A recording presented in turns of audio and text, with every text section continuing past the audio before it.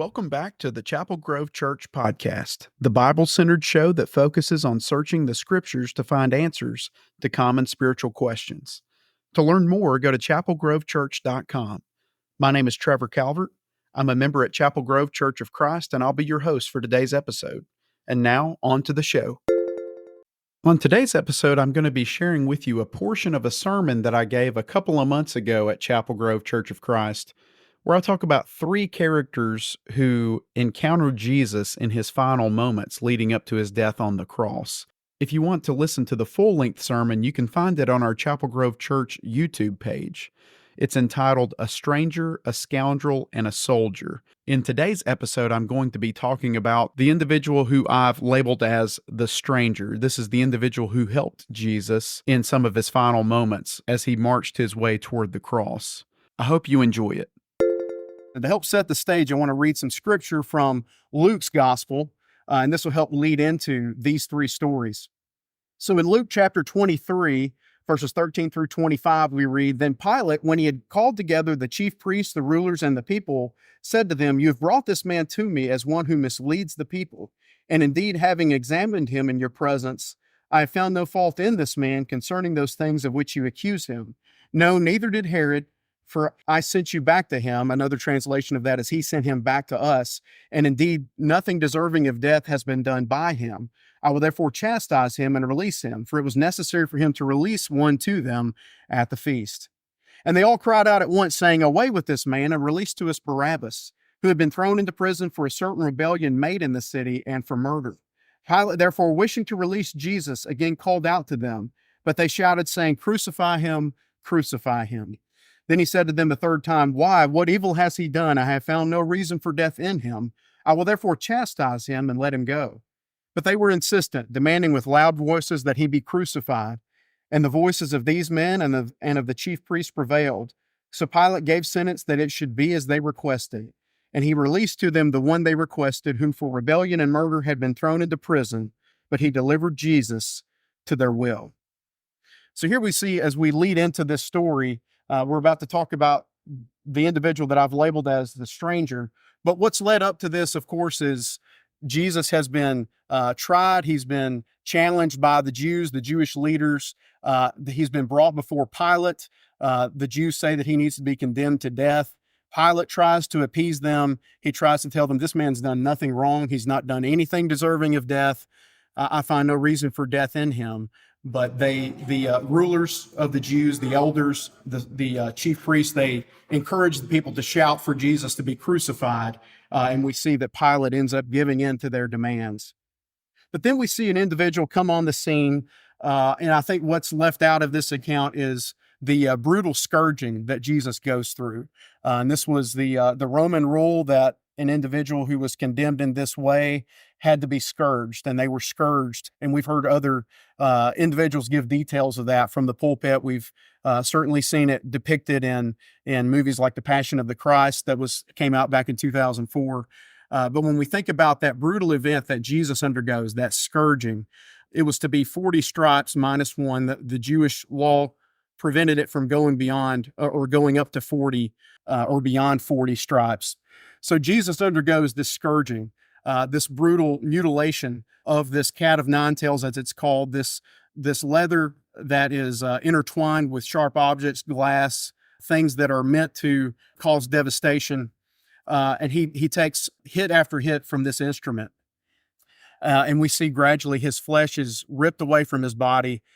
He is broken. He is bleeding. He is beaten to a bloody pulp.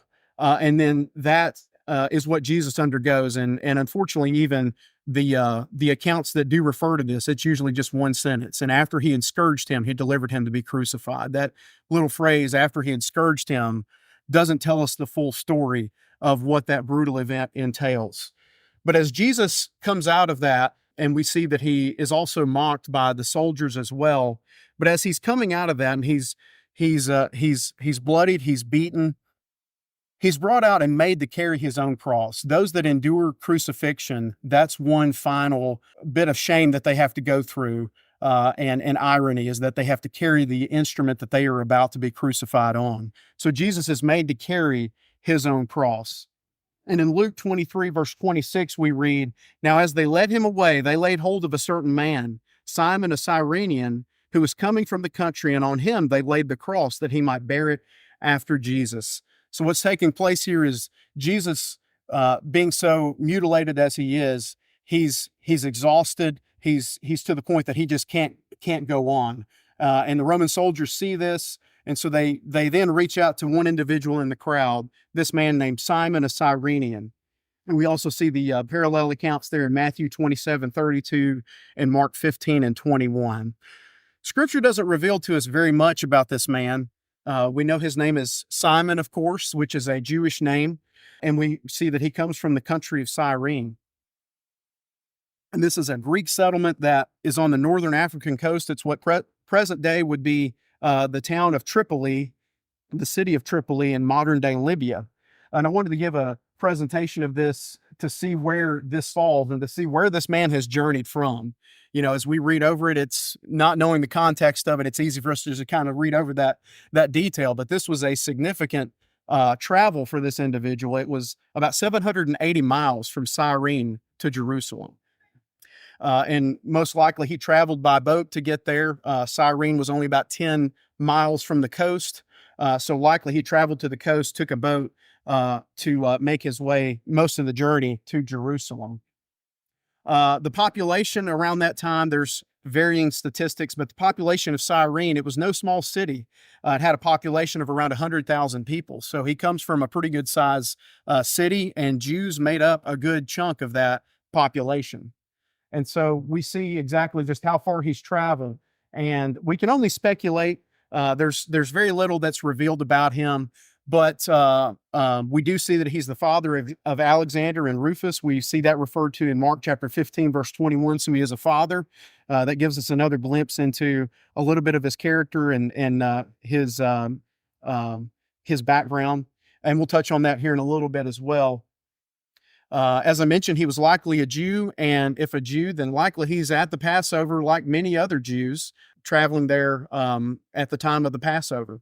And so there were, by some accounts, there were around 1 million people there in Jerusalem to observe the Passover feast.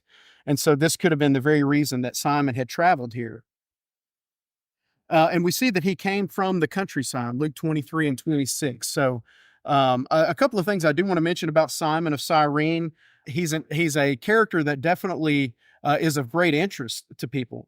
On average, the keyword Simon of Cyrene have accumulated search volumes of about 48,000 searches per month on the internet. And also Simon of Cyrene is being searched for by people all over the world. I think this is interesting. Currently, these searches come mostly from Zimbabwe, Uganda, and Kenya. And so we just see that he's a character of great interest. And we saw a huge spike in that. According to one source, we saw a huge spike in the searches for Simon of Cyrene back in 2004. That's when Mel Gibson's movie, The Passion of the Christ, came out. So there's a high level of interest into Simon of Cyrene. But I want to point out here that we see that he came from the countryside. So just imagine this scene as it unfolds. We see that Jesus, again, after he's endured the pain of the scourging, he then is made to carry his own cross. We see this depicted in other ways in films, but we see that he is burdened under the weight of this cross. And we see that Simon arrives on the scene. Perhaps he's just passing through. The phrase "coming from the countryside" implies that he's just a guy that's just happens to be in that place. There's no evidence that he observed the scourging of Jesus. It just seems like he just arrived on the scene and sees Jesus struggling to carry the cross. The Roman soldiers notice Simon in the crowd, and they say, "You come over here. You're going to help him carry this cross." Now, just imagine if you're in Simon's shoes and you've just witnessed this scene unfold, and you see this person, this public spectacle as what's been made out of Jesus. You see people in the crowd looking on, nobody rushing to his aid. And you just see that he's just standing there, perhaps just as perplexed as anybody in the crowd.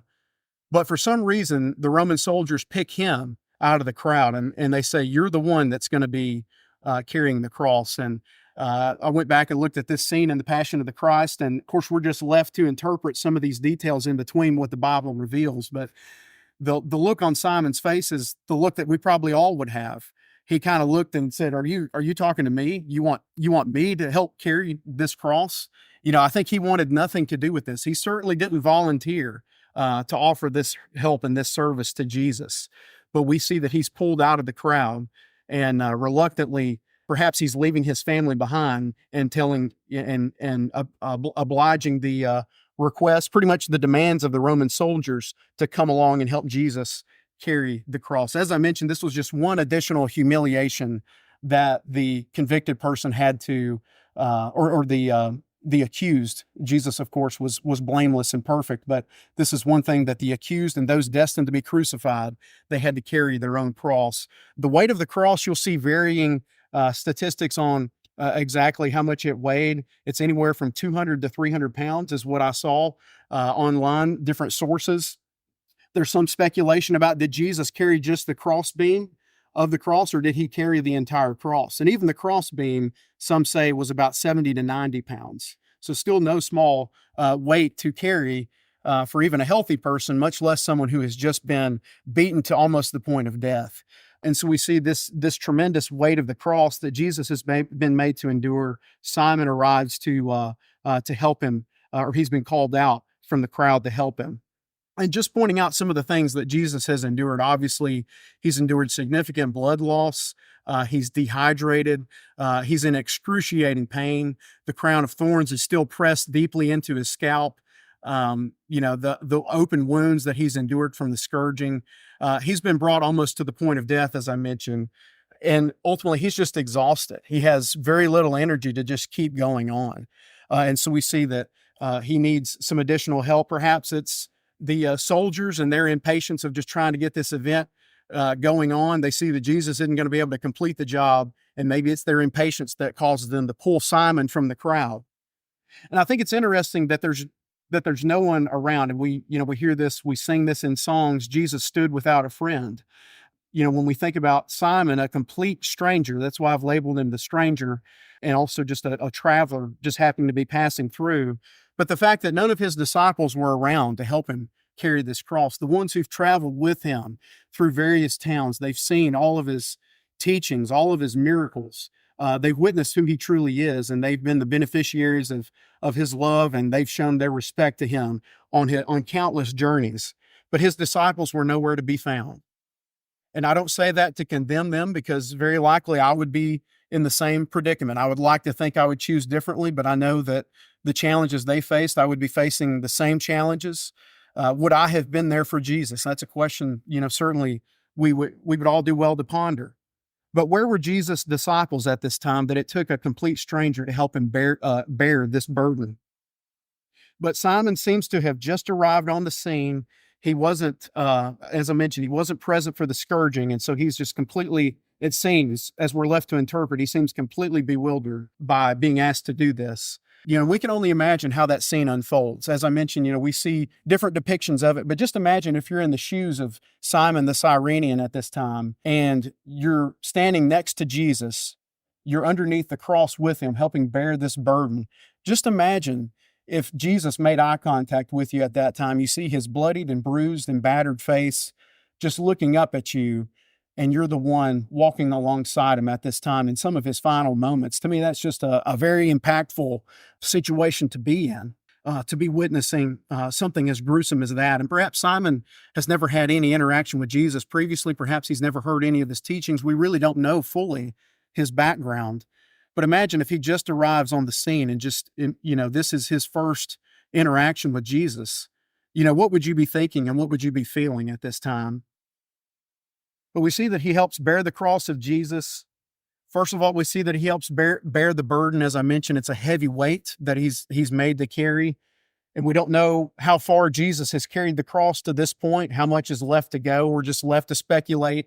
I've seen anywhere from 400 to 1,000 yards is the total distance of where they may have had to go for the crucifixion scene. So anywhere from 4 to 10 football fields in length for a 200 to 300 pound potential burden to carry. So just putting that all in perspective. But also he's bearing the shame. Obviously, he's not bearing the shame of what Jesus is having to go through, but in his proximity to Jesus at that time, the crowd's looking on at Jesus, A lot of them are throwing insults at him. They're jeering at him. They're condemning him. And Simon's just right there next to him. And, you kind of get that guilty by proximity, guilty by association, but he's bearing the shame as well. He's in the spotlight as they're making their way on this death march to Calvary. And we also see that he's bearing the sorrow. As I mentioned, he may not have never even known who Jesus was before this point, but we see that we would have to imagine, has compassion on Jesus as he's seeing what he's undergone and seeing what else is he's destined to undergo. And I like what Jimmy Kading says in his commentary in Luke. He says, while Simon is compelled by the soldiers to pick up the cross, love compels him to never put it down. Just think about that for a moment. The impact that this event had on Simon the Cyrenian, the fact that he didn't volunteer for this service. He didn't ask for this. He didn't ask to be here. Perhaps it was just a happenstance that he happened to be passing that particular street, going on about his way. But the fact that the impact of this event and what it does for him, it's an event that certainly he will never forget for the rest of his life. Brother Kading also points out there is strong evidence to suggest this close interaction with Jesus converts Simon to Christ. Now, I want to point out that Scripture doesn't reveal that to us, so I want to be clear that we're not spreading something the Bible doesn't indicate. But there are other historical records, there are other sources that these individuals, like Kading is referencing, doesn't seem to indicate that Simon, this individual, does come to Christ. A little bit more evidence of that as we see that Simon's the father of Alexander and Rufus, as I mentioned previously, these two sons. Mark specifically points out. Now, Mark wrote his gospel while he was in Rome. So he wrote to a Roman audience primarily, and these individuals would have been known to the Roman congregation there. And so he mentions them by name, Alexander and Rufus. And so perhaps these sons have been active in the church there. Perhaps they've been active members in the congregation there. They're individuals that people are going to recognize by name. Also, this Simon of Cyrene is potentially the same Simon that Paul greets in Romans chapter 16, verse 13. And so it is possible, there's evidence to support that Simon possibly moves his family to the city of Rome. So we see the profound impact that perhaps this event setting the stage for Simon's life and the family as well, the impact that it has on their future. And so as we reflect upon this first character, the stranger, we all come to Christ as strangers. We all come from different backgrounds. Some of us are raised in the church. Some of us find the gospel. Some of us hear the gospel at a later point in life. We all come from different backgrounds, but we all come essentially as strangers, never having known him until we finally gain an understanding of who he is and a greater appreciation for who he is. We should all bear the cross after Jesus. The song, "Must Jesus Bear the Cross Alone?" We all need to recognize that it's important to follow Simon's example. He did it in a literal sense, but we in a figurative sense, we must bear the cross after Jesus as well. We must take up the mantle and be spreading the gospel message and ask ourselves the question, must he bear the cross alone? And also it points out that the cost of discipleship is very high. In Matthew chapter 16, verse 24, then Jesus told his disciples, if anyone would come after me, let him deny himself and take up his cross and follow me. We all need to put aside the things, the cares of this life. And just as Simon had to do in this moment, everything, he put his family aside. He had to focus solely on this event. And it's obviously a literal representation of what we do in a figurative sense as Christians to make Jesus our priority of being disciples of him. And also, if we fully commit to Christ, our lives will never be the same, or at least they shouldn't be the same. And that goes to the understanding of fully commit. We need to recognize what that means, to be all in, as Brother John has mentioned in a previous lesson, fully commit to Christ. And for certain, our lives and perhaps the lives of our families will be forever changed. Thank you for listening. If you'd like to learn more, go to chapelgrovechurch.com. Lastly, if you enjoyed this episode, please consider leaving us a review on iTunes. It helps others find us and also lets us know how we're doing. Until next time, take care.